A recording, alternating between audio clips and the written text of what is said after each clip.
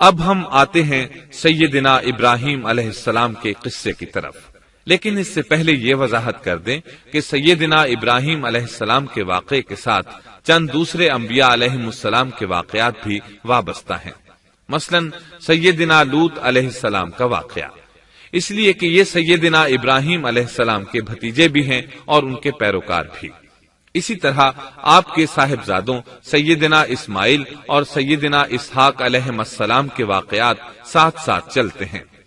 اس کی وجہ یہ ہے کہ سیدنا اسماعیل علیہ السلام کی ولادت کے وقت ابراہیم علیہ السلام کی عمر 87 سال تھی، اور سیدنا اسحاق علیہ السلام کی پیدائش کے وقت سیدنا ابراہیم علیہ السلام کی عمر 100 سال تھی، جبکہ سیدنا ابراہیم علیہ السلام کی کل عمر 175 سال ہوئی، اس لیے ان کے واقعات ساتھ ساتھ چلتے ہیں۔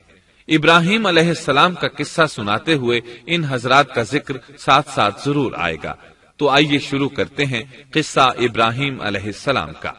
صالح علیہ السلام کے بعد اللہ تعالیٰ نے سیدنا ابراہیم علیہ السلام کو مبعوث فرمایا۔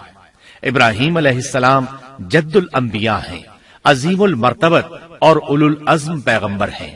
آپ کے والد کا نام طارق تھا، جبکہ اس کا لقب آزر تھا۔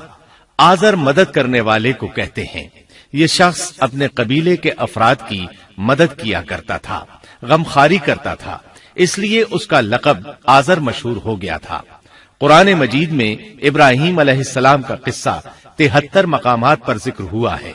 یہ 73 مقامات 25 سورتوں میں ہیں، اور یہ بات ابراہیم علیہ السلام کے بلند مرتبت ہونے پر دلالت کرتی ہے۔ ابراہیم علیہ السلام بھی سام بن نوح علیہ السلام کی نسل سے ہیں۔ آپ کی پیدائش عراق کے مشہور شہر بابل میں ہوئی۔ یہ عراق کے شمال میں واقع تھا اور آج بھی موجود ہے۔ بہت بڑا شہر ہے، اس وقت بھی بڑی آبادی پر مشتمل تھا۔ یہاں بت پرستی عام ہو چکی تھی۔ اللہ تعالی سورۃ العنکبوت آیت 25 میں فرماتے ہیں، ابراہیم نے کہا کہ تم نے جن بتوں کی پرستش اللہ کے سوا کی ہے، انہیں تم نے اپنی آپس کی دنیاوی دوستی کے بنا پر معبود ٹھہرا لیا ہے۔ مطلب یہ کہ وہ لوگ اللہ کی عبادت بتوں کو اللہ کا شریک ٹھہرا کر کرتے تھے۔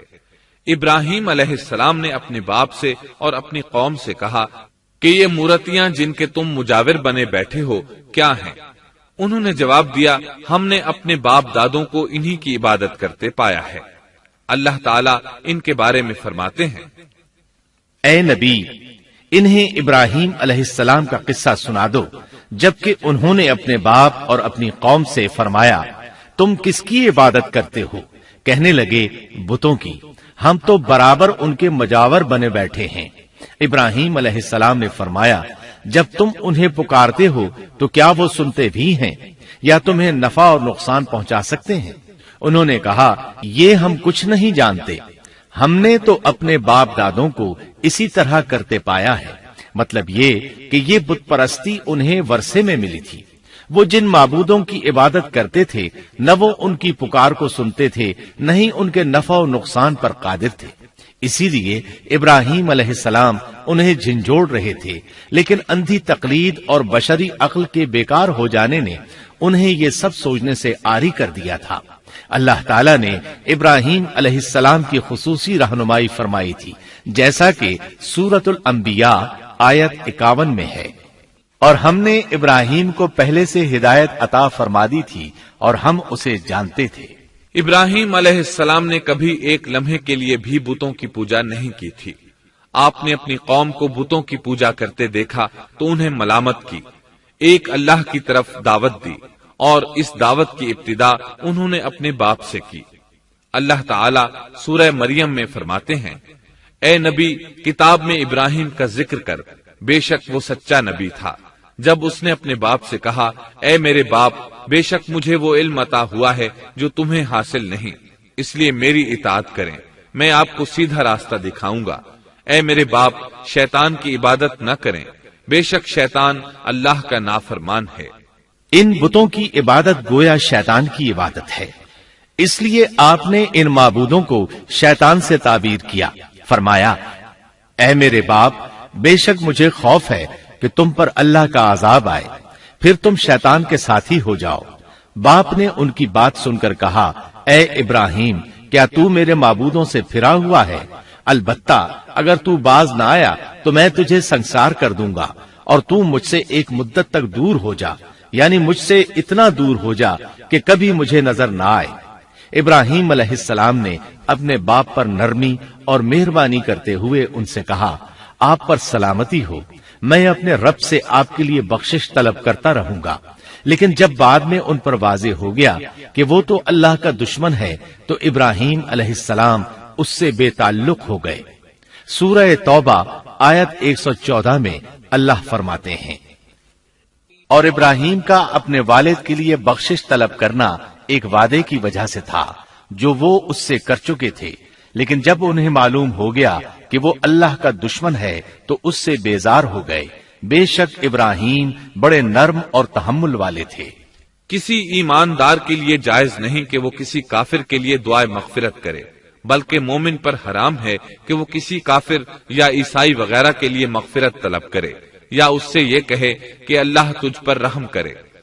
ابراہیم علیہ السلام کے والد نے انہیں دھمکی دی تھی کہ اگر تم اس دعوت سے باز نہ آئے تو میں تمہیں سنسار کر دوں گا۔ اس کے جواب میں ابراہیم علیہ السلام اپنے والد کے ساتھ انتہائی شفقت سے پیش آئے اور اس سے کہنے لگے، میں آپ کے لیے اپنے رب سے استغفار کرتا رہوں گا، اس لیے کہ آپ اپنے والد پر بے حد مہربان تھے۔ اسی لیے اللہ تعالیٰ بھی ابراہیم علیہ السلام پر بے حد مہربان تھے، اور آپ کا لقب خلیل الرحمن رکھ دیا گیا۔ خلت محبت کا وہ انتہائی درجہ ہے جس کے ساتھ دل محبت سے بھر جاتا ہے، یعنی وہ بہت سے لوگوں سے بڑھ کر اللہ تعالیٰ کو محبوب تھے۔ والد کے سخت جواب کے بعد ابراہیم علیہ السلام نے ان سے علیحدگی اختیار کر لی اور انہیں مخاطب کر کے فرمایا، میں تمہیں چھوڑتا ہوں اور جنہیں تم اللہ کے سوا پکارتے ہو ان کو بھی چھوڑتا ہوں، میں اپنے رب کو پکاروں گا۔ مجھے امید ہے میں اپنے رب کو پکار کر محروم نہیں رہوں گا۔ آپ اللہ کے پیارے اور پسندیدہ نبی تھے۔ جب آپ نے اپنی قوم کو توحید کی دعوت دی اس وقت آپ نوجوان تھے، آپ کی عمر 16 سال تھی۔ ساتھ میں آپ اس بات پر غور و فکر بھی کرتے کہ آخر یہ لوگ بتوں کی پوجا کیوں کرتے ہیں۔ آپ کا دل ان کے شرک پر بہت کوڑتا۔ آخر آپ نے مصمم ارادہ کر لیا کہ اس شر اور فساد کی جڑ کو کاٹ کر رہیں گے، یعنی ان بتوں کو توڑ کر رہیں گے۔ آپ اپنی قوم کو بتوں کو توڑ دینے کی دھمکی دیتے رہے۔ اس دھمکی کا ذکر اللہ تعالیٰ نے سورۃ الانبیاء آیت 57 میں کیا ہے، اور اللہ کی قسم میں تمہارے بتوں کا علاج کروں گا جب تم پیٹھ پھیر کر جا چکے ہوگے۔ یہ بات ابراہیم علیہ السلام نے پوشیدہ نہیں اعلانیہ کہی تھی۔ آخر انتظار کا وقت ختم ہوا، عید کا دن آ پہنچا۔ عید کے دن وہ لوگ صبح سویرے گھر سے نکلنے سے پہلے کھانا پکا کر اپنے معبودوں کے سامنے رکھتے تھے، پھر شہر سے باہر ایک میدان میں جمع ہوتے، وہاں کھیلتے کودتے خوشیاں مناتے، ناز سے چلتے پھرتے اور کھانا کھاتے۔ شام کو گھروں کی طرف آتے، صبح بتوں کے پاس جو کھانا رکھ گئے تھے اس کو اٹھاتے اور تبرک سمجھ کر کھا جاتے۔ اپنے معمول کے مطابق انہوں نے عید کی تیاری کر لی، لیکن ابراہیم علیہ السلام تیار نہ ہوئے، اس لیے کہ وہ تو ان کے ساتھ جانے کا ارادہ ہی نہیں رکھتے تھے۔ وہ لوگ جانے سے پہلے ابراہیم علیہ السلام کے پاس آئے اور کہنے لگے، کیا آپ ہمارے ساتھ نہیں جائیں گے؟ سیدنا ابراہیم علیہ السلام نے آسمان کی طرف نگاہ کی اور فرمایا، میں بیمار ہوں۔ یہ تمام واقعہ سورۃ الانبیاء آیات 51 تا 58 میں بیان ہوا ہے۔ یقیناً ہم نے ابراہیم کو پہلے سے ہدایت فرما دی تھی اور ہم اسے جانتے تھے، جبکہ اس نے اپنے باپ سے اور اپنی قوم سے کہا کہ یہ مورتیاں جن کے تم مجاور بنے بیٹھے ہو کیا ہیں؟ سب نے کہا، ہم نے اپنے باپ دادوں کو انہی کی عبادت کرتے پایا ہے۔ آپ نے فرمایا، پھر تو تم اور تمہارے باپ دادا سبھی یقیناً کھلی گمراہی میں مبتلا رہے۔ کہنے لگے، کیا آپ سچ مچ ہمارے پاس حق لائے ہیں یا یوں ہی مذاق کر رہے ہیں؟ آپ نے فرمایا، نہیں نہیں، در حقیقت تم سب کا پروردگار تو وہ ہے جو آسمان و زمین کا مالک ہے، جس نے انہیں پیدا کیا ہے۔ میں تو ایسی بات کا گواہ اور قائل ہوں، اور اللہ کی قسم میں تمہارے ان معبودوں کا علاج تمہاری غیر موجودگی میں کروں گا۔ پس اس نے ان سب کے ٹکڑے کر دیے، البتہ صرف بڑے بت کو چھوڑ دیا، یہ اس لیے کیا کہ وہ سب اس کی طرف لوٹے۔ ابراہیم علیہ السلام نے لوگوں کے ساتھ عیدگاہ جانے سے انکار کیا اور عذر پیش کیا کہ وہ بیمار ہیں۔ وہ لوگ آپ کو چھوڑ کر چلے گئے۔ بعد میں ابراہیم علیہ السلام ان بتوں کے پاس گئے، دیکھا کہ ان کے سامنے کھانا پڑا ہے۔ چونکہ سب لوگ کھانا لائے تھے اس لیے یہ کھانا بہت زیادہ تھا، لیکن ان جھوٹے معبودوں نے اسے کھانا تو درکنار اس کو چھوا تک نہ تھا۔ ابراہیم علیہ السلام نے انہیں مخاطب کر کے کہا، یہ اتنا کھانا تمہارے سامنے پڑا ہے، تم اس کو کھاتے کیوں نہیں؟ تمہیں کیا ہو گیا کہ بات تک نہیں کرتے؟ پھر پوری قوت سے دائیں ہاتھ سے کلہاڑا مار کر ان کے ٹکڑے ٹکڑے کر دیے، لیکن بڑے بت کو چھوڑ دیا تاکہ سب اسی کی طرف رجوع کریں۔ تمام چھوٹے بتوں کو توڑ کر کلہاڑا اس بڑے بت کے کندھے پر رکھ دیا۔ مشرکین میلے سے لوٹے تو دیکھا ان کے سارے معبود اوندھے منہ ٹوٹے پھوٹے پڑے ہیں، ان کے تمام معبودوں کو توڑ دیا گیا تھا۔ وہ حیران رہ گئے کہ یہ کیسے ہو گیا، کس نے کیا؟ کہنے لگے، یہ کام کس ظالم کا ہے، اس نے ہمارے معبودوں کی توہین کی ہے۔ اس وقت جن لوگوں نے ابراہیم علیہ السلام کا وہ کلام سنا تھا انہیں ان کا خیال آ گیا، کہنے لگے، وہ نوجوان جس کا نام ابراہیم ہے اسے ہم نے اپنے بتوں کی مذمت کرتے سنا ہے۔ اللہ کی قدرت کہ ابراہیم علیہ السلام کا جو مقصد تھا وہ خود بخود پورا ہو رہا تھا۔ قوم کے لوگ مشورہ کر رہے تھے کہ سب کو جمع کرو اور اسے بلاؤ، پھر اسے سزا دو۔ چنانچہ تمام اہل باطل چھوٹے بڑے جمع ہو گئے، کارروائی شروع ہو گئی۔ کہنے لگے، اے ابراہیم، ہمارے معبودوں کے ساتھ یہ لغو حرکت تو نے کی ہے۔ ابراہیم علیہ السلام نے جواب دیا، یہ کام تو اس بڑے بت کا ہے، مجھ سے کیوں پوچھتے ہو؟ تم اپنے معبودوں سے کیوں نہیں پوچھ لیتے کہ ان کے ٹکڑے کس نے اڑائے ہیں؟ ابراہیم علیہ السلام کا جواب سن کر وہ سب سوچ میں پڑ گئے، پھر کہنے لگے، ہم نے بڑی غلطی کی، اپنے معبودوں کے پاس کسی کو حفاظت کے لیے نہیں چھوڑا۔ اس قدر واضح بات محسوس کر کے بھی وہ ظالم ایمان نہ لائے، بلکہ شیطان نے ان کے دلوں میں وسوسہ ڈالا اور انہوں نے غور و فکر کر کے کہا، اے ابراہیم، کیا تمہیں علم نہیں، یہ تو بے زبان ہیں، یہ بول نہیں سکتے۔ اب ابراہیم علیہ السلام نے فرمایا، تب پھر تم اللہ کے سوا اس چیز کی عبادت کرتے ہو جو تمہیں کچھ بھی نفع نہ دے سکے اور نہ نقصان پہنچا سکے۔ تعجب ہے تم پر اور ان پر بھی جنہیں تم اللہ کے سوا پکارتے ہو، کیا تم میں بالکل عقل نہیں؟ اس طرح ابراہیم علیہ السلام نے ان پر حقیقت خوب اچھی طرح واضح کر دی۔ ان سے فرمایا، تم ان کی پوجا کرتے ہو جن کو تم خود تراشتے ہو، یعنی ان کا حال تو یہ ہے کہ تم نے ان کو خود اپنے ہاتھوں سے تراشا اور ان کی عبادت کرنے لگے، جبکہ تمہیں اور تمہاری بنائی ہوئی چیزوں کو اللہ ہی نے پیدا کیا ہے۔ ابراہیم علیہ السلام نے ایک کلہاڑے کی مدد سے ان سب بتوں کو تہس نہس کر دیا تھا۔ یہ اس بات کی واضح ترین نشانی تھی کہ یہ بالکل بے بس ہیں، لیکن اس واضح نشانی کے باوجود وہ اپنے کفر ہی پر ڈٹے رہے اور لگے ابراہیم علیہ السلام کو دھمکیاں دینے۔ کہنے لگے، اس کے لیے ایک آتش کدہ بناؤ اور اسے اس دہکتی آگ میں ڈال دو۔ پھر ان لوگوں نے ایک چٹیل میدان کا انتخاب کیا جہاں مٹی نام کی کوئی چیز نہیں تھی۔ اس میدان کو پتھروں کی باڑ کے ساتھ گھیر دیا گیا۔ پھر سب لوگوں کو حکم دیا گیا کہ وہ لکڑیاں جمع کر کے اس گھیری ہوئی جگہ میں رکھیں۔ چنانچہ سب لوگ لکڑیاں جمع کر کے وہاں لانے لگے، یہاں تک کہ عورتوں اور بچوں نے بھی اس کام میں بڑھ چڑھ کر حصہ لیا۔ میدان میں اتنی لکڑیاں جمع ہو گئیں کہ زمین نظر نہیں آتی تھی۔ یہ لکڑیاں زمین پر ایک اونچی دیوار محسوس ہوتی تھیں۔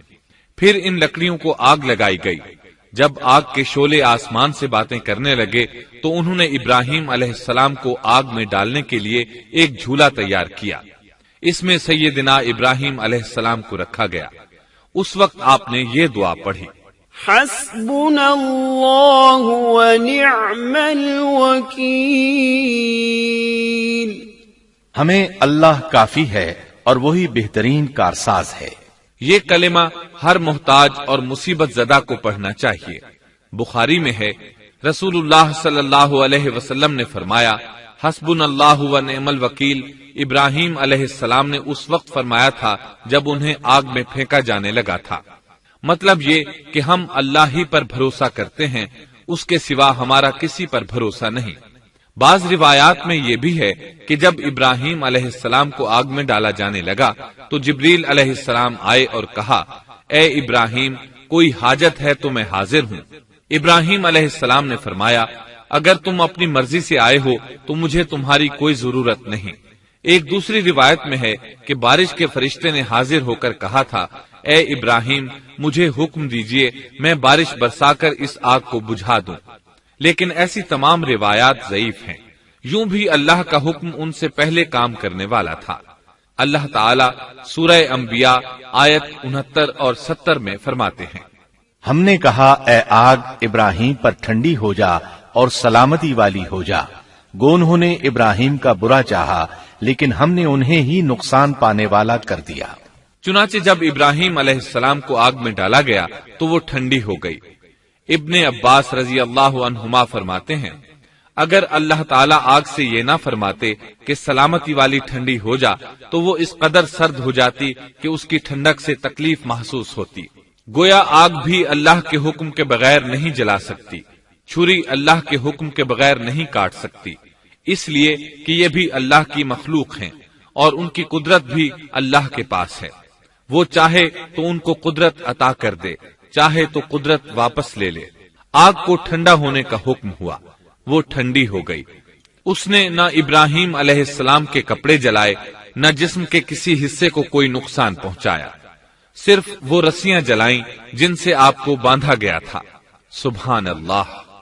لوگ آگ کے گرد اس انتظار میں کھڑے تھے کہ جو ہی انہیں آگ میں پھینکا جائے گا وہ جل کر راکھ ہو جائیں گے، لیکن وہ یہ دیکھ کر حیران رہ گئے کہ ابراہیم علیہ السلام بڑے ناز سے آگ کے درمیان بیٹھے ہیں۔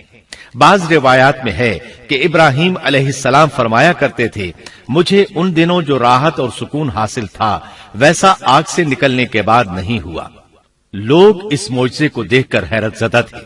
پھر ابراہیم علیہ السلام آگ سے نکلے۔ اتنا بڑا معجزہ دیکھنے کے باوجود لوط علیہ السلام کے سوا کوئی شخص پورے بابل شہر سے ان پر ایمان نہ لایا۔ اللہ تعالیٰ فرماتے ہیں، پس ابراہیم پر لوط ایمان لائے۔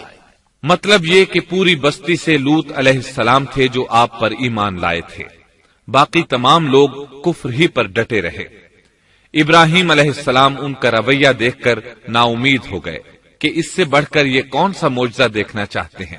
ان کے بتوں کو توڑ دیا گیا، اپنی آنکھوں سے اللہ کی نشانی ان لوگوں نے دیکھی، پھر بھی یہ ایمان نہیں لائے، چنانچہ آپ نے وہاں سے ہجرت کا ارادہ فرما لیا۔ اس وقت بابل پر نمرود نامی بادشاہ کی حکومت تھی۔ کہا جاتا ہے کہ زمین کے بیشتر حصے پر اسی کی حکمرانی تھی۔ جب اس کے پاس یہ خبریں پہنچیں کہ ابراہیم علیہ السلام کو آگ میں ڈالا گیا لیکن آگ نے انہیں نہیں جلایا، تو اس نے ابراہیم علیہ السلام کو اپنے دربار میں پیش کرنے کا حکم دیا۔ ابراہیم علیہ السلام کو وہاں لایا گیا۔ نمرود نے ان سے ان کے رب کے بارے میں سوال کیا۔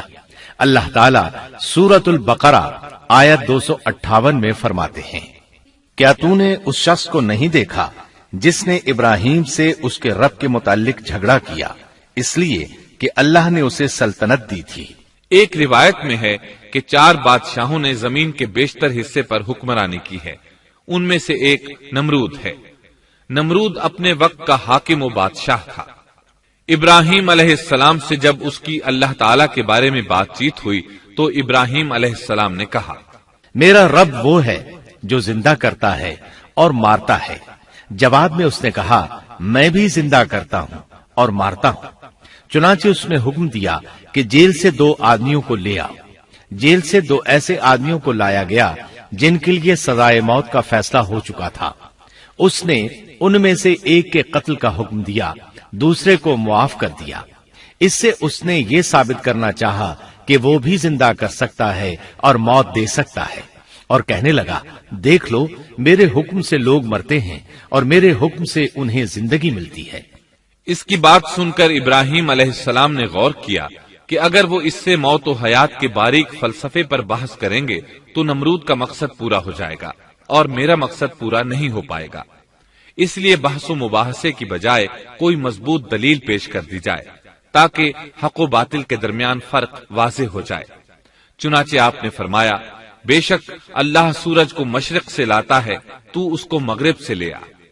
کافر بادشاہ یہ سن کر مبہوت رہ گیا، اس کا سر جھک گیا۔ اللہ تعالیٰ فرماتے ہیں تب وہ کافر حیران رہ گیا اور اللہ نا انصافوں کو سیدھی راہ نہیں دکھاتا۔ ان تمام باتوں کے بعد نمرود کو یہ معلوم کرنے کی ضرورت نہیں رہی کہ ابراہیم علیہ السلام آگ سے کیسے نجات پا گئے، کیونکہ حقیقت اس پر آشکار ہو چکی تھی۔ وہ جان گیا تھا کہ اصل معاملہ کیا ہے۔ چنانچہ اس نے ابراہیم علیہ السلام سے کہا، آپ اس ملک سے نکل جائیے، ہم آپ کو یہاں نہیں رہنے دیں گے۔ ابراہیم علیہ السلام نے عراق کو خیر بات کہا اور شام کی طرف ہجرت کر گئے۔ یہاں آ کر وہ حران نامی بستی میں مقیم ہوئے۔ اسی جگہ آپ نے اپنے چچا ہاران کی بیٹی سیدہ سارہ علیہ السلام سے شادی کی۔ اللہ تعالیٰ اس ہجرت کے بارے میں فرماتے ہیں، اور ہم اسے یعنی ابراہیم اور لوط کو بچا کر اس زمین کی طرف لے آئے جس میں ہم نے جہان کے لیے برکت رکھی تھی۔ جب آپ حران کے مقام پر پہنچے تو وہیں ٹھہر گئے، وہیں رہنے لگے۔ یہاں آ کر آپ کا شمار بنو حران میں ہونے لگا۔ آپ لوگوں کو اسی شہر میں رہنے کی دعوت دیتے۔ اس شہر کے لوگ بتوں کی پوجا نہیں کرتے تھے بلکہ ستاروں کو پوجتے تھے۔ ابراہیم علیہ السلام نے جب ان کی یہ حالت دیکھی تو ارادہ کر لیا کہ ان لوگوں کو بتائیں گے کہ ستاروں کی عبادت کرنا باطل ہے۔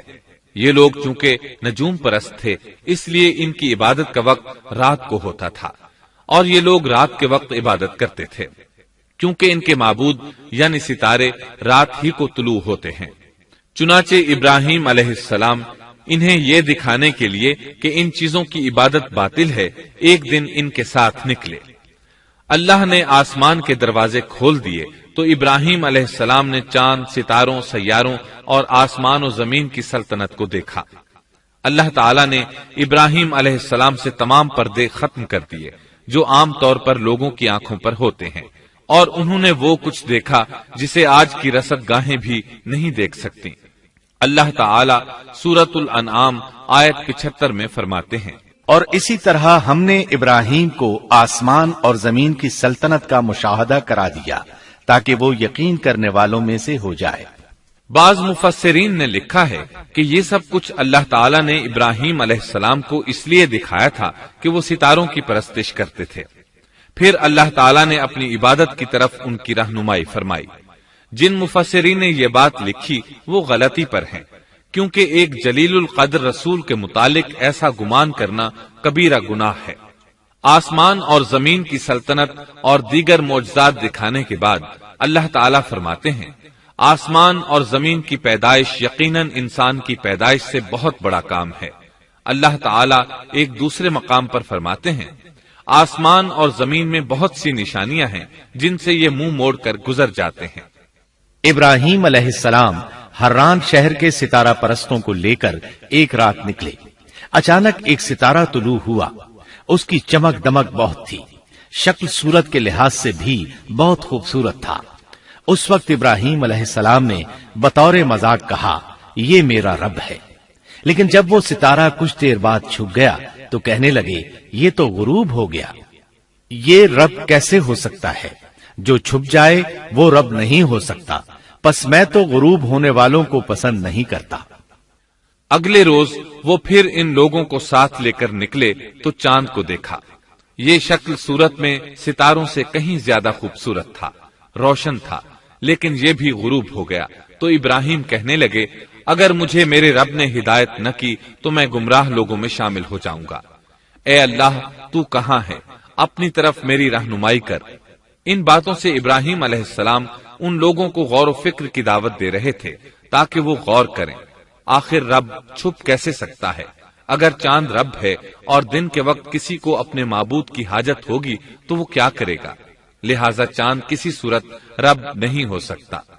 پھر جب دن چڑھا اور سورج طلوع ہوا تو کہنے لگے، یہ میرا رب ہے، یہ تو سب سے بڑا ہے۔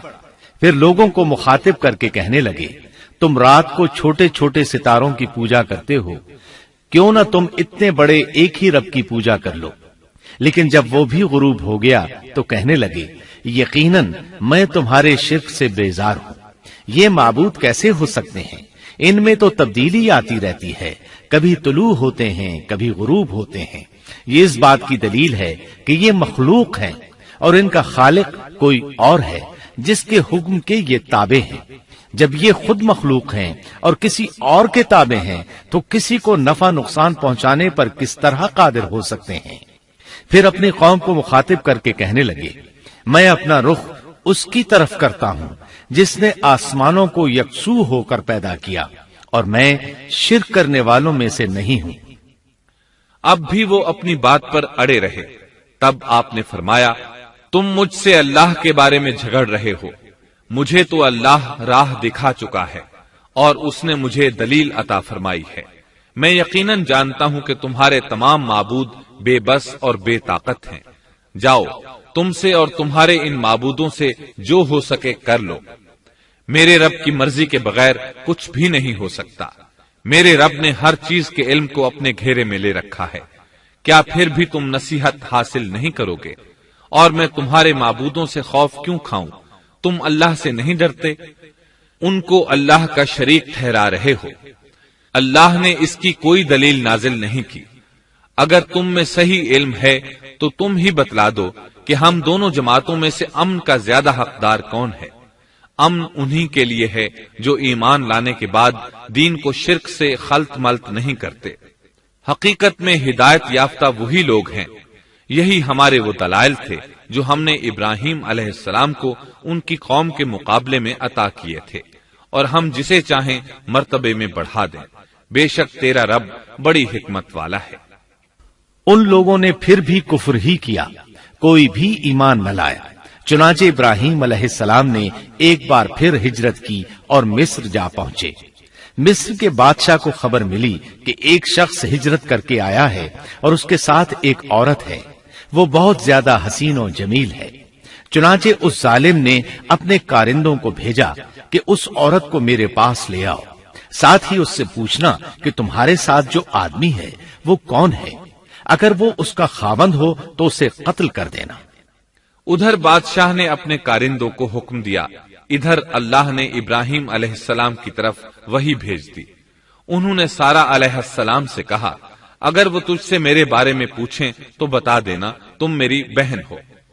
پھر سارا سے بولے اے سارا، روئے زمین پر میرے اور تیرے سوا کوئی مومن نہیں، یعنی یہ کافروں کی سرزمین ہے، یہاں کوئی مومن نہیں، اس لحاظ سے تم میری دینی بہن ہو. پھر بادشاہ نے ابراہیم علیہ السلام کو پیش کرنے کا حکم دیا. اس نے آپ سے پوچھا یہ عورت کون ہے؟ آپ نے فرمایا یہ میری بہن ہے. اس طرح ابراہیم علیہ السلام کی زندگی میں 3 موقع ایسے آئے کہ انہوں نے اللہ کے دین کی حمایت اور مدافعت کے لیے توریہ کیا. توریہ کا مطلب یہ ہے کہ واقعہ کچھ اور ہو لیکن کوئی شخص کسی خاص مصلحت کی وجہ سے اسے 2 معانی والے الفاظ کے ساتھ اس انداز میں بیان کرے کہ سننے والا اس واقعہ کو نہ سمجھ سکے بلکہ اس کا ذہن خلاف واقعہ چیز کی طرف منتقل ہو جائے. شریعت نے بعض مخصوص حالات میں اس کی اجازت دی ہے. وہ 3 مواقع جہاں ابراہیم علیہ السلام نے توریہ فرمایا ان کی وضاحت کچھ اس طرح ہے. ایک یہ کہ آپ نے میلے پر نہ جانے کی غرض سے ان لوگوں سے کہا تھا کہ میں بیمار ہوں. دوسرے موقع پر یہ فرمایا تھا یہ کام اس بڑے سردار بت کا ہے. تیسرے سارا علیہ السلام کو دینی بہن قرار دیا. اس ظالم بادشاہ نے سارا علیہ السلام کو اپنی تحویل میں لے لیا.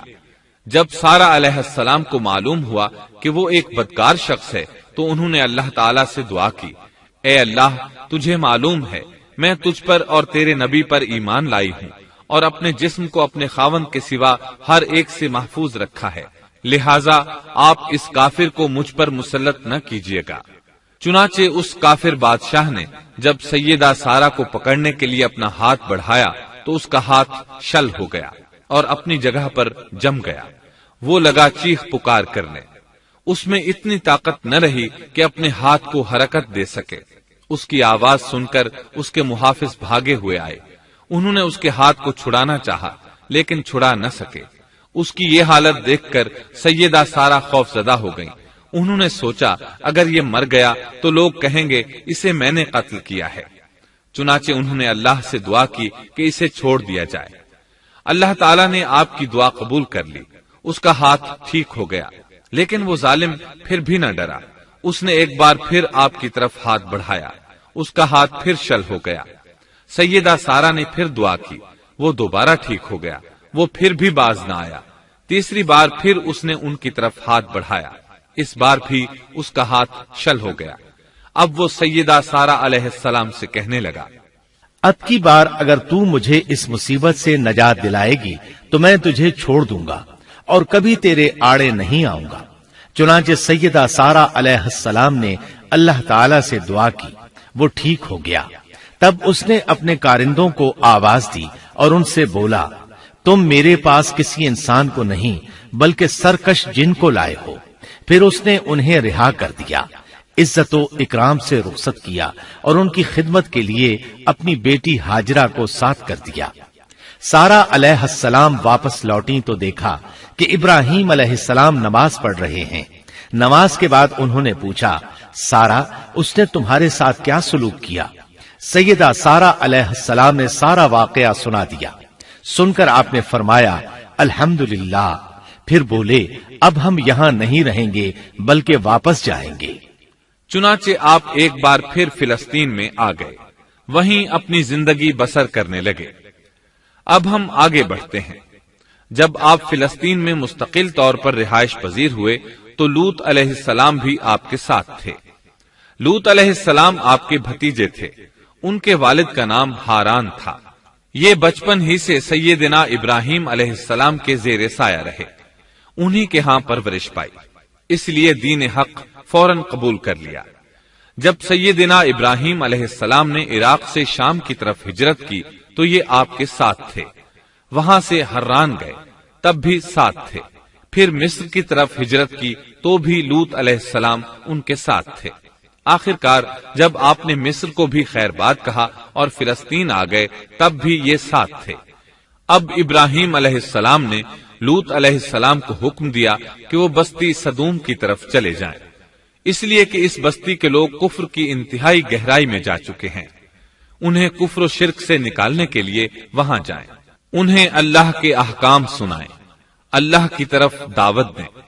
چنانچہ لوط علیہ السلام تو اس طرف روانہ ہو گئے اور ادھر فلسطین میں صرف 3 مسلمان رہ گئے، ابراہیم علیہ السلام، ان کی زوجہ محترمہ سیدہ سارا اور سیدہ ہاجرہ علیہم السلام، وہیں رہائش پذیر رہے اور لوگوں کو مسلسل اللہ کی طرف دعوت دیتے رہے۔ یہاں یہ بے شمار مال و دولت کے بھی مالک بن گئے۔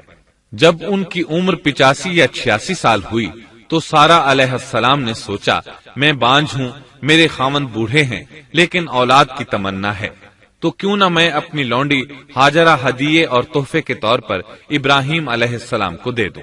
چنانچہ ہاجرہ ابراہیم علیہ السلام کو مل گئیں، انہوں نے ان سے شادی کر لی۔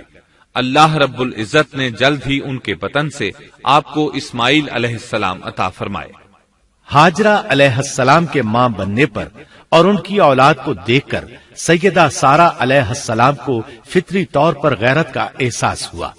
اللہ کی قدرت دیکھیے، خود ہی انہیں ہاجرہ کو تحفے میں دیا تاکہ اولاد حاصل ہو، اور جب وہ ماں بن گئیں تو اب غیرت محسوس کر رہی ہیں۔ اپنی اس کیفیت سے مجبور ہو کر سیدہ سارا نے ابراہیم علیہ السلام سے کہا، آپ مجھے اس کے ساتھ ایک جگہ پر نہ رکھیں۔ مورخین اور سیرت نگار لکھتے ہیں کہ ہاجرہ علیہ السلام ایک نطاق پہنا کرتی تھی، یعنی وہ جسم کے درمیان ایک لمبا کپڑا لٹکا لیتی تھی تاکہ وہ کپڑا گھسٹ گھسٹ کر قدموں کے نشانات مٹا دے اور سارا کو نظر نہ آئے، کیونکہ سارا غیرت کی حد کو پہنچ چکی تھی۔ ابراہیم علیہ السلام نے جب سارا علیہ السلام کے اندر غیرت کے آثار دیکھے تو ہاجرہ کو ان کی نگاہوں سے دور کر دیا۔ ادھر اللہ کا حکم بھی نازل ہو گیا کہ اپنی بیوی ہاجرہ اور دودھ پیتے بچے اسماعیل کو ساتھ لے لیں اور مکہ کی طرف رخ کر لیں۔ ابراہیم علیہ السلام مکہ کی طرف روانہ ہوئے، یہاں تک کہ مکہ پہنچ گئے۔ یہ جگہ اس وقت بالکل ویران اور بے آباد تھی، نہ کوئی انسان تھا نہ پانی، نہ نباتات کے آثار تھے، غرض کوئی چیز نظر نہیں آتی تھی، بس پہاڑوں کے درمیان ایک بے آب و گیاہ میدان تھا۔ یہی وہ مقدس اور تاریخی وادی تھی جہاں ابراہیم علیہ السلام اپنی زوجہ اور لخت جگر کو چھوڑ کر واپس پلٹے۔ سیدہ ہاجرہ علیہ السلام کو بہت حیرت ہوئی۔ انہیں یہ امید نہیں تھی کہ ان کے خاوند انہیں ایک بے آباد جگہ تنہا چھوڑ کر چل دیں گے۔ اس پر بچے کی ذمہ داری الگ تھی، چنانچہ انہوں نے ابراہیم علیہ السلام کو آواز دی، لیکن انہوں نے مڑ کر بھی نہ دیکھا۔ اب وہ ان کے پیچھے آئیں اور قریب پہنچ کر بولی، اے ابراہیم، ہمیں کہاں چھوڑے جا رہے ہو؟ یہاں نہ پانی، نہ خوراک، نہ کوئی انسان۔ ابراہیم علیہ السلام نے پھر بھی کوئی جواب نہ دیا، کوئی پریشانی بھی ظاہر نہ کی اور چلتے رہے۔ سیدہ ہاجرہ بھی آپ کے پیچھے چلتی رہیں اور پوچھتی رہیں کہ ہمیں کس کے حوالے کر کے جا رہے ہیں؟ یہاں تو کوئی بھی جاندار نہیں، مکمل طور پر بے آباد علاقہ ہے۔ لیکن انہوں نے اب بھی کوئی توجہ نہ دی۔ آخر سیدہ ہاجرہ نے کہا، کیا آپ کو اللہ نے اس کام کا حکم دیا ہے؟ اب آپ نے جواب میں فرمایا، ہاں۔ تب سیدہ ہاجرہ بولی، اگر یہ بات ہے تو اللہ تعالی ہرگز ہمیں ضائع نہیں ہونے دے گا۔ جب انسان اللہ کے احکام کو بجا لائے تو اس کے دل سے فقر و فاقے کا خوف نکل جاتا ہے اور اللہ اسے طرح طرح کے انعامات سے نوازتا ہے۔ انسان جب تک اللہ کے احکام کو بجا لاتا رہے گا تب تک اللہ کی نصرت اور اس کی تائید شامل حال رہے گی۔ چنانچہ جوں ہی ہاجرہ علیہ السلام کو پتا چلا کہ انہیں تنہا چھوڑ جانا اللہ کے حکم کی بنا پر ہے تو فوراً یقین بھرے لہجے میں بولی، تب اللہ ہمیں ضائع نہیں کرے گا۔ یہ کہہ کر وہ اپنے شیر خوار بچے کی طرف پلٹ گئیں۔ خوراک اور پانی چند دن میں ختم ہو گئے۔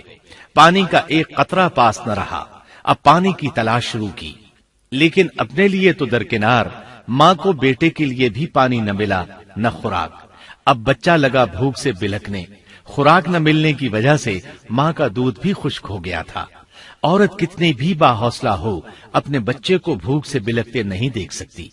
اب انہوں نے بچے کو وہیں چھوڑا اور تیزی سے قریبی پہاڑی صفا کی طرف لپکی۔ اوپر چڑھ کر ادھر ادھر نظر دوڑائی کہ شاید کسی طرف پانی یا خوراک نظر آ جائے یا کسی انسان کی جھلک نظر آ جائے۔ جب کچھ نظر نہ آیا تو نشیب کی طرف چلی، ساتھ میں بچے کی طرف بھی دیکھتی جاتی تھی۔ نشیب میں پہنچی تو بچہ نظروں سے اوجھل ہو گیا۔ اس پر اور بے چین ہوئی اور بلندی کی طرف دوڑی۔ اس طرح مروہ پہاڑی پر چڑھ گئی۔ وہاں بھی چاروں طرف نگاہ دوڑائی لیکن کچھ نظر نہ آیا۔ خیال آیا کہ پھر کوشش کرنی چاہیے۔ اس خیال سے مروہ پہاڑی سے اتری اور صفا کی طرف چل دی۔ درمیان میں نشیب کی وجہ سے بچہ نظر نہ آیا تو دوڑنے لگی۔ اس طرح پھر صفا پر چڑھ گئی۔ اللہ اکبر! ایک تو عورت ذات کمزور، پھر بھوک پیاس سے نڈھال، اس پر کس قدر سعی اور کوشش میں مصروف، وہ بھی اپنے بچے کے لیے۔ بہرحال بار بار کوشش کے خیال سے انہوں نے صفا اور مروہ پہاڑیوں کے درمیان 7 چکر لگائے۔ یہی وجہ ہے مسلمان عازمین حج صفا و مروہ کے درمیان سعی کرتے ہیں تاکہ اس واقعے کی یاد تازہ ہو جائے۔ جب وہ آخری مرتبہ مروہ پر پہنچی تو انہوں نے ایک آواز سنی۔ یہ آواز اسماعیل علیہ السلام کے قریب سے آئی تھی۔ انہوں نے پوری توجہ سے آواز کو سننے کی کوشش کی اور جلدی سے اسماعیل کے قریب پہنچی۔ کیا دیکھتی ہیں، اسماعیل کے قدموں کے نیچے سے پانی پھوٹ رہا ہے، کیونکہ جبریل علیہ السلام کو اللہ نے اس صابرہ خاتون کی مدد کے لیے بھیجا تھا۔ انہوں نے زمزم والی جگہ پر اپنا پر مارا تو اسماعیل کے قدموں کے پاس سے ایک عظیم چشمہ رحمت نمودار ہوا۔ مستقبل کے پیغمبر کے قدموں کے نیچے سے اللہ نے جبریل فرشتے کے ذریعے زمین پھاڑ کر پانی نکال دیا۔ یہی آب زمزم کا آغاز تھا۔ ہاجرہ علیہ السلام پانی کو آنکھیں پھاڑ پھاڑ کر حیرت سے دیکھ رہی تھی۔ ان کی خوشی کی انتہا نہ رہی جب انہوں نے دیکھا پانی پھوٹ پھوٹ کر چاروں طرف بہ رہا ہے۔ زمین ہموار تھی، اس لیے انہوں نے زمین کو کھودنا شروع کر دیا تاکہ پانی ادھر ادھر نہ بہ جائے۔ پھر انہوں نے اس گڑھے کے چاروں طرف پتھر رکھ دیے اور زبان سے بولی، زم زم، اس کا مطلب ہے رک جا۔ نبی اکرم صلی اللہ علیہ وسلم کا فرمان ہے، اللہ اسماعیل کی والدہ پر رحم فرمائے، اگر وہ جلد بازی سے کام نہ لیتی تو زمزم ایک بہنے والا چشمہ ہوتا، لیکن انہوں نے اس کے گرد بند باندھ دیا۔ انہیں دراصل اس وقت پانی کی شدید ضرورت تھی، اس لیے انہوں نے پانی کو اپنے پاس جمع کر لیا تاکہ بہہ کر ضائع نہ ہو جائے۔ انہوں نے اسماعیل کو پانی پلایا، خود بھی خوب پیا، اور یہ اللہ تعالی کی طرف سے ان کی مہمان نوازی تھی۔ وہاں کوئی اور انسان نہیں تھا، نہ کھانے کی کوئی چیز تھی، بس یہی آب زمزم ان کے لیے کھانے اور پینے کا کام دے رہا تھا۔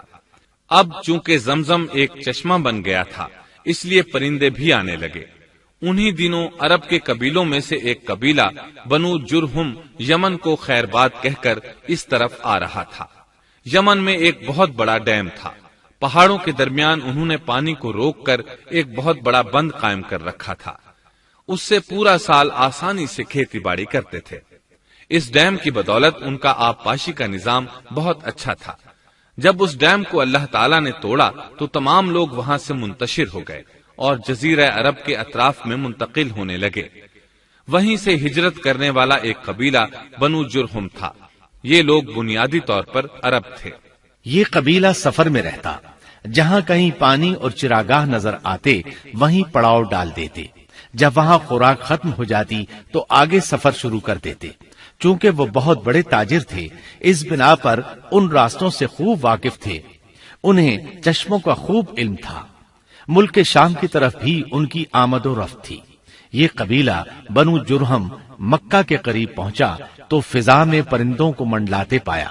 کہنے لگے ان پرندوں کی موجودگی میں ضرور کوئی راز ہے۔ اب انہوں نے اپنے کچھ آدمی اس طرف بھیجے۔ یہ لوگ جلد ہی چشمے تک پہنچ گئے۔ انہوں نے وہاں ایک عورت اور اس کے بچے کو پایا۔ پھر وہ لوگ ان کے پاس آئے، وہاں پڑاؤ ڈالنے کی اجازت مانگی۔ سیدہ ہاجرہ نے فرمایا، ٹھیک ہے، لیکن شرط یہ ہے کہ تمہیں اجرت ادا کرنا ہوگی۔ ان کے لیے یہ سستا سودا تھا۔ ان کے پورے قبیلے کو سامان زندگی مل رہا تھا، جبکہ صرف ایک عورت اور اس کے بیٹے کی ذمہ داری ان پر عائد ہو رہی تھی۔ انہوں نے فوراً حامی بھر لی اور وہاں رہائش اختیار کر لی۔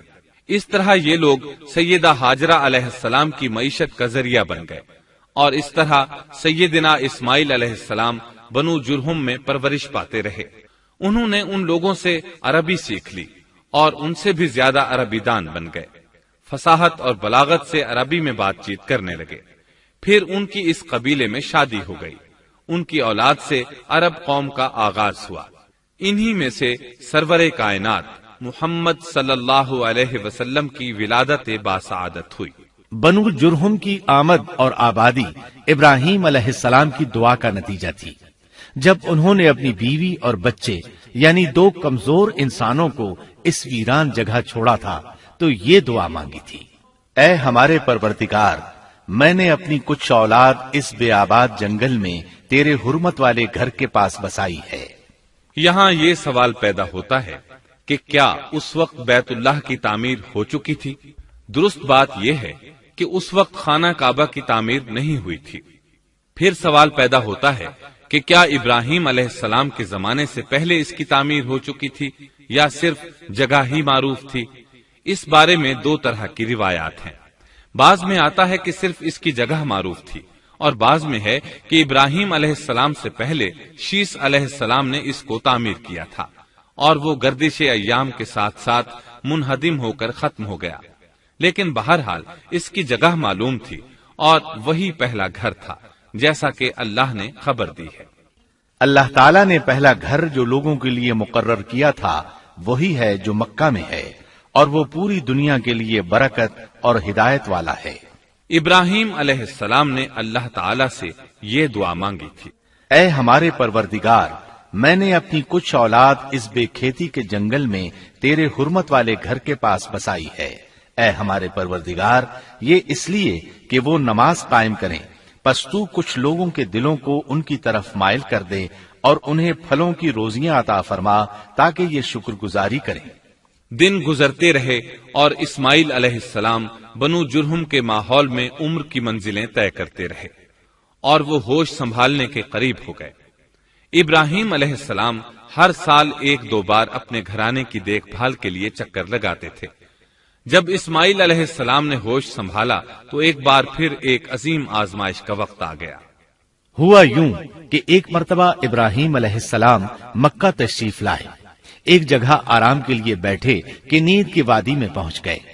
نیند میں انہوں نے خواب دیکھا کہ اپنے لخت جگر کو اپنے ہاتھ سے ذبح کر رہے ہیں، ساتھ ہی آنکھ کھل گئی۔ ابراہیم علیہ السلام جانتے تھے کہ انبیاء کرام کے خواب حقیقت ہوتے ہیں، اللہ کی طرف سے وحی ہوتے ہیں، اور شیطان کسی صورت ان کے خواب میں نہیں آ سکتا، لہذا انہوں نے اس خواب کے مطابق عمل کرنے کا پختہ ارادہ کر لیا، کسی قسم کی پریشانی کا شکار نہ ہوئے۔ اللہ رب العزت نے اس عظیم اور تعجب خیز واقعے کا قرآن مجید میں ذکر کرتے ہوئے فرمایا، اور ابراہیم نے کہا میں تو ہجرت کر کے اپنے پروردگار کی طرف جانے والا ہوں، وہ ضرور میری رہنمائی کرے گا۔ اے میرے رب، مجھے نیک بخت اولاد عطا فرما۔ تو ہم نے ایک بردبار بچے کی بشارت دی۔ پھر جب بچہ اتنی عمر کو پہنچا کہ اس کے ساتھ چلنے پھرنے لگا تو ابراہیم نے کہا میرے پیارے بیٹے، میں نے خواب دیکھا ہے کہ میں تجھے ذبح کر رہا ہوں، اب تو بتا تیری کیا رائے ہے؟ یہاں سوال پیدا ہوتا ہے کہ ابراہیم علیہ السلام نے اسماعیل علیہ السلام سے مشورہ کیوں لیا؟ وہ چاہتے تو اسماعیل کو سوتے میں ذبح کر دیتے، اس طرح اللہ کا حکم بجا لاتے۔ وہ بیٹے کے پاس کیوں گئے اور ان سے مشورہ کیوں لیا؟ جی ہاں، یہ مسئلہ یاد رکھنے کے قابل ہے کہ ہر مسلمان پر لازم ہے کہ وہ اپنے دوسرے مسلمان بھائی کو اجر و ثواب میں شامل کرنے کی کوشش کرے۔ ابراہیم علیہ السلام نے بیٹے کو ثواب میں شامل کرنے کے لیے انہیں اللہ کے حکم سے آگاہ کیا۔ یہ نہ چاہا کہ میں اکیلا ہی اجر لیتا رہوں، بلکہ دوسرے کی خیر خواہی کو پیش نظر رکھا۔ والدین کے لیے آپ کے اس انداز میں نصیحت موجود ہے، یہ کہ اولاد کو ثواب کے مواقع فراہم کریں، ان کی صحیح تربیت کریں۔ اگر صدقہ کرنے کا موقع ملے تو بچوں کے ذریعے صدقہ کرائیں، تاکہ انہیں بھی اللہ کے راستے میں خرچ کرنے کی عادت پڑے۔ جب کسی دینی مجلس میں بیٹھنے کا موقع ملے تو اپنی اولاد کو بھی ساتھ لے کر جائیں۔ بے شمار لوگ خود تو جاتے ہیں، اولاد کو جانے کے لیے کہتے بھی نہیں، خود دین سیکھتے ہیں، اولاد کو دین نہیں سکھاتے۔ ابراہیم علیہ السلام نے اسماعیل علیہ السلام سے رائے لی۔ سبحان اللہ، انہوں نے جواب میں فرمایا اے ابا جان، آپ کو جو حکم ملا ہے کر گزریے۔ یہ نہیں کہا کہ مجھے تو حکم نہیں ہوا، بلکہ فوراً سر تسلیم خم کر دیا، اس لیے کہ وہ جانتے تھے انبیاء کا خواب حقیقت پر مبنی ہوتا ہے، اللہ کی وحی ہوتا ہے، اس لیے بالکل پریشانی ظاہر نہ کی، یہ تک نہ پوچھا مجھے کیوں ذبح کر رہے ہیں، یا میرا کیا جرم ہے، یا آپ کے پاس کون سا صریح حکم آیا ہے۔ انہوں نے ایسی کوئی بات نہ کہی۔ اللہ کی فرما برداری اسی کو کہتے ہیں۔ چنانچہ اپنے باپ سے کہا اے ابا جان، آپ کو جو حکم ہوا ہے اس کو کر گزریے، انشاءاللہ آپ مجھے صبر کرنے والوں میں پائیں گے۔ علماء کرام فرماتے ہیں اس جملے سے ان کا انتہائی ادب اور احترام شامل ہے، اور اس میں زبردست توکل موجود ہے۔ یہ نہیں کہا کہ آپ مجھے صبر کرنے والوں میں سے پائیں گے، بلکہ آپ نے اللہ کی مشیت کو جملے میں شامل کیا اور فرمایا انشاءاللہ آپ مجھے صبر کرنے والوں میں سے پائیں گے۔ لہٰذا مسلمانوں کو دھوکے میں نہیں پڑنا چاہیے۔ یہ نہ کہے میں سفر کروں گا، میں فلاں کام کروں گا، میں فلاں کام کے کرنے کی طاقت رکھتا ہوں، بلکہ یوں کہے اللہ نے چاہا تو میں سفر کروں گا، اللہ نے چاہا تو فلاں کام کروں گا۔ اپنے علم اور طاقت کے دھوکے میں پڑنا سراسر نادانی ہے۔ ہر چیز کا تعلق اللہ سے قائم کرے، جیسا کہ اللہ تعالیٰ فرماتے ہیں اور ہرگز ہرگز کسی کام پر یوں نہ کہنا کہ میں اسے کل کروں گا، مگر ساتھ ہی انشاءاللہ کہہ لینا۔ اپنی زبان کو اللہ کے ذکر سے سجا کر رکھو اور ہمیشہ اپنے معاملات کو اللہ کی طرف لوٹاؤ۔ بہرحال باپ بیٹا دونوں ہی مصمم ارادے کے ساتھ اللہ کا حکم پورا کرنے کے لیے پیش ہو گئے۔ اسماعیل علیہ السلام نے اپنے والد محترم سیدنا ابراہیم علیہ السلام سے کہا جب آپ مجھے ذبح کرنے لگیں تو میری پیشانی کو زمین پر رکھ دیجیے گا تاکہ آپ کو میرا چہرہ نظر نہ آئے اور کہیں آپ کے ہاتھ رک نہ جائیں، چہرہ دیکھ کر آپ پر شفقت پدری غالب نہ آ جائے۔ اب ابراہیم علیہ السلام نے بیٹے کی پیشانی پکڑ کر زمین پر لٹا دیا، جیسا کہ اللہ تعالی نے فرمایا۔ جب دونوں مطیع ہو گئے اور ابراہیم نے اسے پیشانی کے بل لٹا دیا، اب انہوں نے چھری پکڑی اور گردن پر چلا دی، لیکن چھری نے گردن نہ کاٹی، بالکل اسی طرح جیسے آگ نے ابراہیم کو نہیں جلایا تھا، اس لیے کہ چھری میں کاٹنے کی طاقت اور آگ میں جلانے کی صلاحیت اللہ کے حکم کے بغیر نہیں آ سکتی۔ اللہ نے دونوں سے یہ طاقتیں سلب کر لی۔ اب ابراہیم زور لگا رہے ہیں، ادھر اسماعیل علیہ السلام کہہ رہے ہیں ابا جان جلدی کیجئے، چھری چلائیے۔ اللہ تعالیٰ نے اس واقعے کا ذکر یوں فرمایا ہے، جب وہ دونوں مطیع ہو گئے اور ابراہیم نے اسے پیشانی کے بل لٹا دیا۔ اس مطیع ہونے سے مراد اللہ کے حکم کو نافذ کرنا ہے۔ اب ظاہر ہے مطیع تو وہ پہلے بھی تھے، لیکن یہاں اسلما یعنی مطیع ہونے سے مراد کامل اسلام ہے۔ نہایت واضح اور حقیقی اسلام مراد ہے، اس لیے کہ کامل اسلام وہی ہوتا ہے جس میں بغیر کسی تردد اور توقف کے اللہ کے امر اور نہی کی تصدیق کی جائے۔ یہ تھا حقیقی اسلام۔ ہاں تو چھری چلتی رہی، گلا نہ کٹا، اس لیے کہ امتحان اور آزمائش کی تکمیل ہو چکی تھی۔ یہ بات ثابت ہو چکی تھی کہ اللہ کا حکم نافذ کرنے میں دونوں پوری طرح کوشاں ہیں۔ اللہ تعالیٰ بھی فرما برداری ہی کا صلہ عطا فرماتے ہیں۔ چنانچہ آواز آئی، قد صدقت الرؤيا، ہم نے اسے پکارا، اے ابراہیم تو نے خواب کو سچ کر دکھایا، یقیناً ہم اسی طرح نیکوکاروں کو جزا دیا کرتے ہیں۔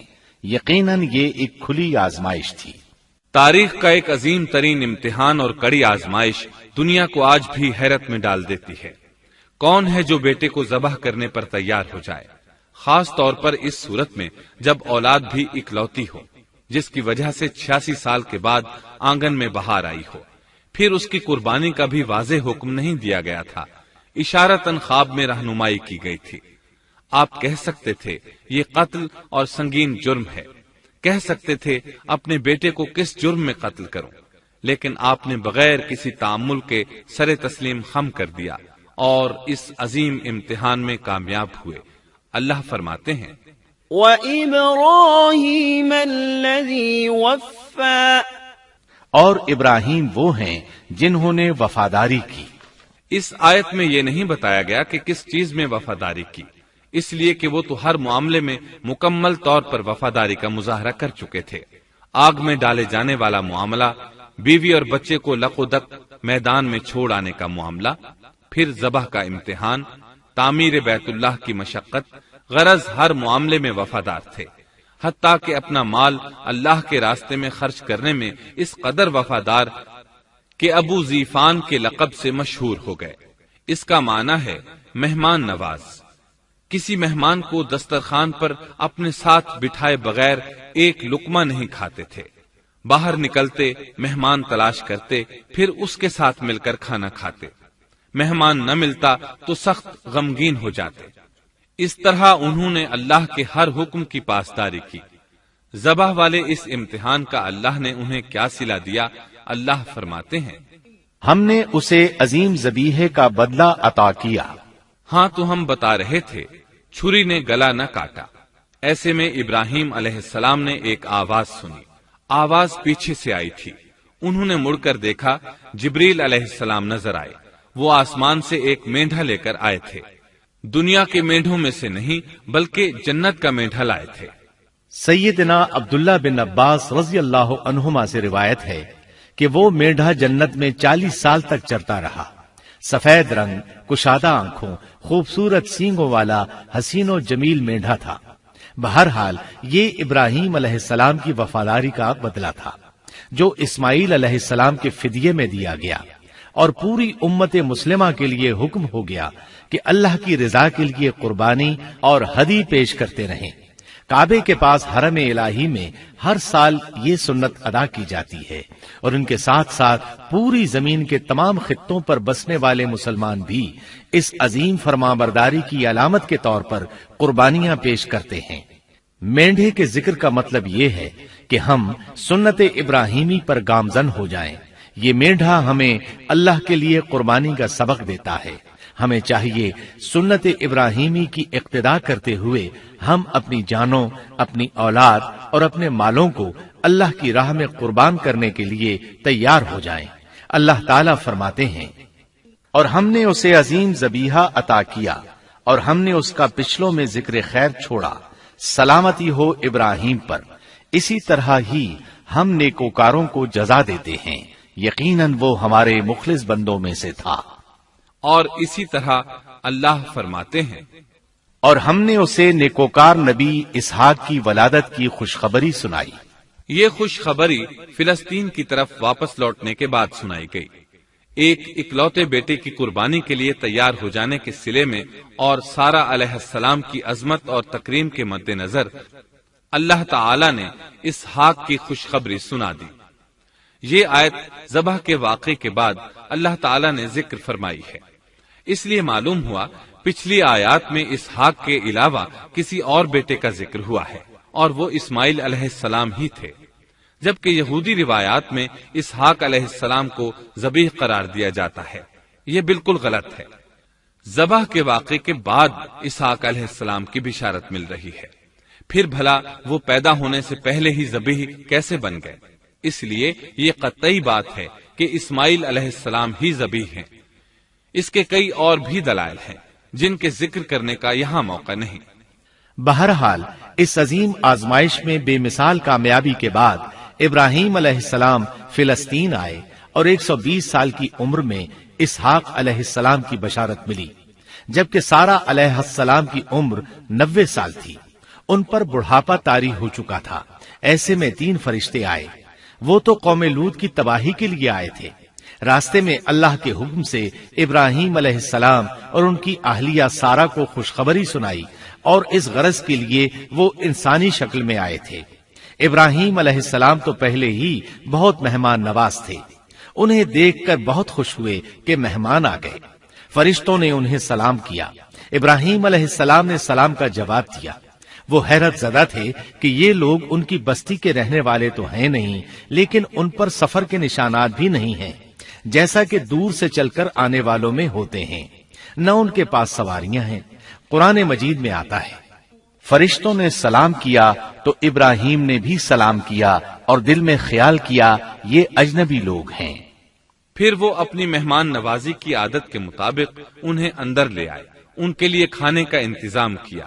اللہ تعالیٰ فرماتے ہیں، ہمارے بھیجے ہوئے فرشتے ابراہیم کے پاس خوشخبری لے کر آئے تو انہوں نے سلام کیا۔ ابراہیم نے سلام کا جواب دیا اور فوراً بھنا ہوا بچڑا لے آئے، اور بچڑا بھی موٹا تھا۔ ان کے سامنے کھانا پیش کیا، لیکن وہ بھلا کب کھانے کی طرف ہاتھ بڑھانے والے تھے۔ یہ دیکھ کر ابراہیم علیہ السلام نے خوف محسوس کیا کہ کہیں یہ دشمن نہ ہو۔ اس وقت فرشتوں نے کہا، ابراہیم نہ ڈر، ہم تو قوم لوط کی طرف بھیجے گئے ہیں۔ جب انہوں نے یہ باتیں کی تو سارہ علیہ السلام پاس کھڑی تھی۔ وہ ہنسنے لگی۔ وہ خوش خبری سے پہلے کیوں ہنس پڑی؟ علماء اس بارے میں کہتے ہیں کہ جب انہوں نے سنا یہ فرشتے لوط علیہ السلام کی بستی کو تباہ کرنے جا رہے ہیں تو ان کے خاتمے کی خبر سن کر وہ ہنستی۔ اس کے بعد فرشتوں نے یہ خوشخبری سنائی، ہم نے اسے اسحاق کی پیدائش کی خوشخبری دی اور اسحاق کے بعد یعقوب پوتے کی بھی خوشخبری دی۔ بہت جلد ہی ہم اسحاق سے تیری ویران گود کو آباد کریں گے، اور تو اپنی زندگی میں اس کے بیٹے یعقوب کو بھی دیکھ لے گی۔ اب 3 بشارتیں جمع ہو گئیں۔ بیٹا پیدا ہوگا، لمبی عمر ملے گی یعنی بیٹا جوان ہوگا، اور پھر وہ اپنے پوتے کو بھی دیکھے گی۔ اس سے بڑھ کر کیا عزت اور تکریم ہو سکتی ہے؟ اس لیے جب نبی کریم صلی اللہ علیہ وسلم سے پوچھا گیا کریم یعنی عزت والا کون ہے، تو آپ نے فرمایا کریم بن کریم بن کریم بن کریم، یعنی یوسف بن یعقوب بن اسحاق بن ابراہیم علیہ السلام۔ مطلب یہ کہ نبی بن نبی بن نبی بن نبی۔ یہ یوسف علیہ السلام کی شان ہے کہ خود بھی کریم، باپ بھی کریم، دادا بھی کریم اور پردادا بھی کریم۔ اس سے بڑھ کر عزت افزائی کیا ہو سکتی ہے؟ بہرحال فرشتوں نے انہیں خوشخبری دی۔ پھر انہوں نے ابراہیم کو ایک صاحب علم لڑکے کی بشارت دی۔ خوشخبری سن کر سیدہ سارہ حیران ہوئی، مارے حیرت کے منہ سے ہلکی سی چیخ نکل گئی۔ انہوں نے اپنے رخسار پر ہاتھ مارا جیسا کہ عورتوں کی عادت ہوتی ہے، کہنے لگی، ہائے افسوس، کیا میں بچہ جنوں گی حالانکہ میں بانجھ ہوں اور میرے خاوند بوڑھے ہیں؟ یہ تو حیرت کی بات ہے۔ ایک دوسری جگہ اللہ تعالیٰ نے یہ الفاظ فرمائے، کہنے لگی، میں بوڑھی اور بانجھ ہوں، بھلا میں بچے کو کیسے جنم دوں گی؟ اس پر فرشتوں نے کہا، تو اللہ کے حکم پر تعجب کرتی ہے، اے اہل بیت، یہ تو اللہ کی تم پر رحمت اور برکت ہے، وہ بہت بزرگ اور قابل تعریف ہے۔ دوسری آیت میں ہے، انہوں نے کہا، اسی طرح تیرے رب نے فیصلہ کیا ہے اور ہمیں کہا ہے، یقیناً وہ بہت حکمت والا ہے اور علم رکھنے والا ہے۔ یہ تھی اسحاق علیہ السلام کی ولادت کی خوشخبری۔ ابراہیم علیہ السلام مکے میں سیدنا اسماعیل علیہ السلام سے ملنے کے لیے آتے رہتے تھے۔ ایک روز آئے تو ان سے کہا، اے میرے بیٹے، اللہ تعالیٰ نے مجھے حکم دیا ہے کہ اس مقام پر اللہ کا گھر تعمیر کرنا۔ اسماعیل علیہ السلام نے فوراً کہا، میں حاضر ہوں۔ اس طرح انہوں نے کھدائی شروع کی۔ ایسے میں انہیں شیس علیہ السلام کی تعمیر کے آثار نظر آئے، انہوں نے اس پر تعمیر شروع کر دی۔ ایک روایت میں یہ بھی ہے کہ انہوں نے فرشتوں والی بنیادوں کے آثار بھی دیکھے۔ نبی کریم صلی اللہ علیہ وسلم کی جوانی کے دنوں میں جب مکے کے قریش نے کعبے کی تعمیر نئے سرے سے کی تو انہوں نے اس کی بنیادوں کو گہرا کرنا چاہا۔ وہ کھدائی کرتے ان سبز پتھروں تک پہنچ گئے جو پہاڑوں کی چوٹیوں کی طرح نظر آ رہے تھے۔ انہوں نے ان پتھروں کو نکالنا چاہا۔ ایک شخص نے کدال کے ذریعے ایک پتھر کو باہر نکالا تو اس کے نیچے سے اتنا نور نکلنے لگا کہ قریب تھا وہ شخص اندھا ہو جاتا۔ پھر پتھر خود بخود نیچے جا گرا اور اپنی جگہ پر جم گیا۔ اس کے بعد لوگوں نے ان پتھروں کو ہاتھ نہ لگایا اور تعمیر شروع کر دی۔ قرآن مجید میں تعمیر کعبہ اور بیت اللہ کا تذکرہ اس طرح آیا ہے، اور جب ہم نے بیت اللہ کے مکان میں ابراہیم کو جگہ دی اور فرمایا کہ میرے ساتھ شرک نہ کرنا اور میرے گھر کو طواف، قیام اور رکوع و سجود کرنے والوں کے لیے پاک رکھنا، اور فرمایا، بے شک لوگوں کے لیے جو پہلا گھر تعمیر کیا گیا ہے وہ مکہ میں ہے، وہ جہان والوں کے لیے برکت اور ہدایت کا ذریعہ ہے، اس میں واضح نشانیاں ہیں، مثلا مقام ابراہیم، تو جو کوئی حرم میں داخل ہوگا وہ امن میں آ جائے گا۔ اور فرمایا، اور یاد کرو اس وقت کو جب ابراہیم کو اس کے پروردگار نے کئی باتوں کے ذریعے آزمایا، وہ ان میں پورے اترے تو اللہ نے فرمایا، میں آپ کو تمام لوگوں کا امام بنا رہا ہوں۔ ابراہیم نے کہا، اے میرے رب، میری اولاد میں سے بھی امام بنائیے۔ جواب میں اللہ نے فرمایا، میرا امامت کا وعدہ ظالم لوگوں کے لیے نہیں ہے۔ اور اس وقت کو یاد کرو جب ہم نے بیت اللہ کو ثواب اور امن کی جگہ بنا دیا اور لوگوں نے مقام ابراہیم کو جائے نماز بنا لیا۔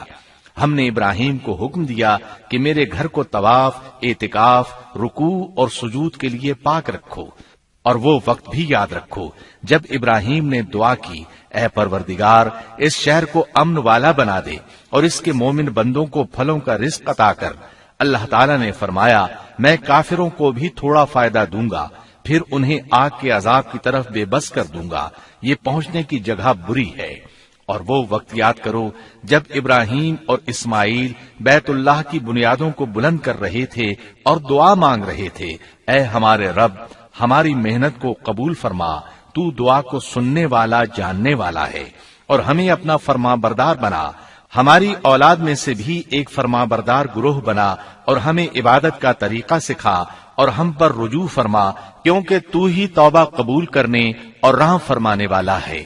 اے ہمارے رب، ان لوگوں میں انہی میں سے ایک رسول بھیج جو ان پر تیری آیات کی تلاوت کرے اور انہیں کتاب و حکمت سکھائے، انہیں پاک کرے، یقیناً تو غالب حکمت والا ہے۔ تعمیر کے دوران جب ابراہیم علیہ السلام اس مقام تک پہنچے جہاں آج حجر اسود ہے تو اللہ تعالیٰ نے جنت سے ایک سفید پتھر بھیجا۔ حدیث میں ہے یہ پتھر نہایت سفید تھا، اب سیاہ ہو گیا ہے۔ انسانوں کی غلطیاں اس کے سیاہ ہونے کا سبب بنی۔ جب دیواریں انسانی قد کے برابر ہو گئیں تو اسماعیل علیہ السلام ایک پتھر لے آئے۔ اب ابراہیم علیہ السلام اس پتھر پر کھڑے ہوئے وہ ننگے پاؤں تھے۔ اسی وقت پتھر پگھل گیا، ان کے پاؤں اس کے اندر کسی قدر دھنس گئے، پتھر پر ان کے پیروں کے نشانات آ گئے۔ اسی پتھر کو آج مقام ابراہیم کہا جاتا ہے۔ پہلے یہ پتھر بیت اللہ کی دیواروں کے ساتھ رکھا گیا تھا۔ جب لوگ طواف کے لیے آتے تو سیدنا ابراہیم کے پیروں کے نشانات دیکھنے کے لیے یہاں ہجوم ہو جاتا۔ اس طرح طواف کرنے والوں کو دقت کا سامنا ہوتا۔ سیدنا عمر رضی اللہ عنہ نے صحابہ کرام کے مشورے سے اس پتھر کو اس جگہ سے قدرے ہٹا کر نماز کی صفوں کے قریب کر دیا تاکہ طواف کرنے والوں کو دقت نہ ہو۔ یہ مقام بہت مقدس ہے۔ اللہ نے فرمایا ہے، تم مقام ابراہیم کو جائے نماز مقرر کر لو۔ مقام ابراہیم کے قریب اس کے پیچھے ہو کر نماز پڑھنے کا موقع مل جائے تو لازماً وہاں 2 رکعت ادا کیا کرو۔ موقع نہ ملے تو پھر پوری مسجد حرام میں طواف سے فراغت والی 2 رکعت پڑھ لیا کرو۔ اس طرح کعبہ تعمیر ہوا۔ تب نیا حکم آیا، لوگوں میں جو استطاعت رکھے اس پر اللہ کے لیے حج بیت اللہ فرض ہے، اور جو شخص جان بوجھ کر اعراض کرے تو اللہ جہانوں سے بے نیاز ہے اور اسے اس کی کوئی پرواہ نہیں۔ ادھر ابراہیم علیہ السلام کو اللہ تعالی کی طرف سے اشارہ ہوا، لوگوں میں حج کا اعلان کر دیں۔ ابراہیم علیہ السلام کہنے لگے، اللہ میری آواز بھلا کس کس تک پہنچے گی؟ جواب آیا، آپ کے ذمے آواز لگانا ہے، پہنچانا ہمارا کام ہے۔ چنانچہ آپ عرفات کے ایک پہاڑ پر چڑھے اور آواز لگائی، لوگو بیت الحرام کا حج کرو۔ اللہ تعالیٰ نے معجزانہ طور پر یہ آواز تمام انسانوں تک پہنچا دی، خواہ وہ پیدا ہوئے تھے یا نہیں۔ دوسرا معجزہ یہ ہوا کہ اللہ نے بیت اللہ اور اس کے حج کی محبت لوگوں کے دلوں میں ڈال دی۔ اللہ نے فرمایا، اور آپ لوگوں میں حج کا اعلان کر دیں، وہ آپ کی طرف پیدل بھی آئیں گے اور دبلے پتلے اونٹوں پر بھی دور دور سے آئیں گے۔ اس طرح لوگ پیدل اور سوار ہو کر کثرت سے حج کے لیے آنے لگے اور یہ ویران علاقہ آباد ہونے لگا۔ یہ تھے حالات اور واقعات ابراہیم علیہ السلام کے۔ آپ نے 175 سال کی عمر میں وفات پائی۔ آپ سے پہلے سیدہ ہاجرہ علیہ السلام نے وفات پائی اور ان کی وفات سے کچھ ہی عرصہ بعد سیدہ سارہ علیہ السلام 127 سال کی عمر میں فوت ہو گئیں۔ ان دونوں کی وفات کے بعد آپ غمگین رہنے لگے۔ آخر اتنی مدت تک ساتھ رہا تھا۔ آپ خلیل الرحمن تھے۔ آپ پر صحیفے بھی نازل ہوئے۔ آپ اللہ کے بے حد شکر گزار تھے۔